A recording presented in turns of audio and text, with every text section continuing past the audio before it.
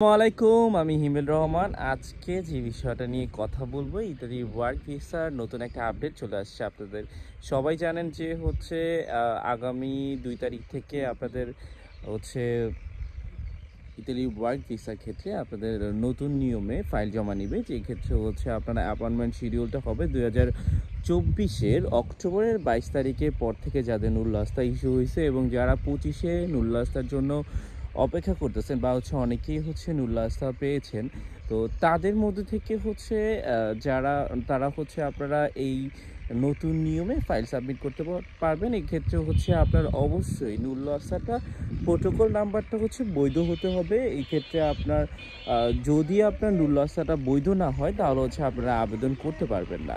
আর যারা হচ্ছে যে ইতালি ওয়ার্ক ভিসার ক্ষেত্রে অনেকেই হচ্ছে আপনারা মেল করে রাখছেন, অ্যাপয়েন্টমেন্টের জন্য অপেক্ষা করতেছেন এবং অনেকেই ভাবতেছেন যে আমার অ্যাপয়েন্টমেন্টের জন্য যে আমি অপেক্ষা করতেছি, আমার অ্যাপয়েন্টমেন্টটা আমি কি পাবো কি না, আমার মেলটা ওনাদের কাছে পৌঁছেছে কি না।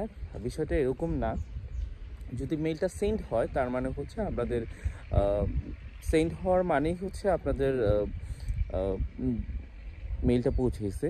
তবে অনেকের হচ্ছে অটো রিপ্লাই আসে না। অটো রিপ্লাই আসার জন্য আপনাদের সবথেকে ভালো করণীয় হবে যে আপনার অনেকেই হচ্ছে, যেমন এরকমটা হয় বিএফএস গ্লোবালে যাওয়ার পরে হচ্ছে ওনাদের বলা হয় যে যে আপনারা আবার নতুন করে মেল করেন, আপনাদের মেলটা আসে নাই। হ্যাঁ, তো সবথেকে ভালো সময় হচ্ছে মানে অফিস আওয়ারের 9টা থেকে 9:30-র মাঝখানে, মানে সকাল 9টা থেকে 9:30-র মাঝখানে আপনাদের মেল করতে হবে। ওই সময়টাই হচ্ছে আপনার অটো রিপ্লাই আসার খুবই মানে সুন্দর সময়।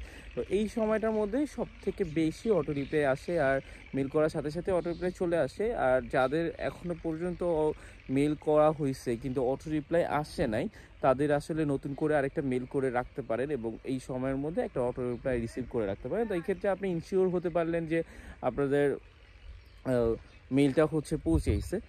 আর হচ্ছে যারা হচ্ছে বুঝতেছেন না, যে আসলে অনেকে বিভ্রান্তের মধ্যে আছেন যে যারা হচ্ছে মেল করে রাখছে বা এখনো পর্যন্ত শিডিউল পায় নাই, বা অনেকেই শিডিউল পাইছে কিন্তু হচ্ছে এখনো পর্যন্ত ডাক আসে নাই, বা অনেকের হচ্ছে অ্যাপয়েন্টমেন্ট পাচ্ছে। তো অনেকে ভাবতেছে হচ্ছে যেই ব্যাকলগটা ছিল এই ব্যাকলগটা ছুটবে না, বা হচ্ছে আপনাদের এই ব্যাকলগটা তো ছুটবেই না, প্লাস হচ্ছে আপনাদের কি বলে এটা, যে মানে এইগুলা স্থগিত থাকবে এবং 2025 সালের যেই ভিসাগুলো আছে এগুলো নিয়ে ইতালি অ্যাম্বাসি কাজ করবে। বিষয়টা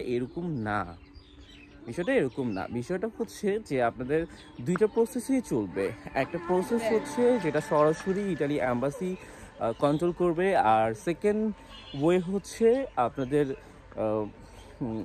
সেকেন্ড ওয়ে যেটা, এটা হচ্ছে বিএফএস গ্লোবালের মাধ্যমে যেই প্রোটোকলের কন্ট্রোল হওয়ার পরে যে ওনারা ইনস্ট্রাকশন অনুযায়ী আপনাদের যেমন ফোন দেওয়া হতো এবং বিএফএস গ্লোবালের পাসপোর্ট জমা নিত এবং আপনাদের হচ্ছে যে পাসপোর্ট জমা নিত এবং আপনাদের যে ভিসা প্রসেসটা করতো, এই নিয়মটা চলমান থাকবে।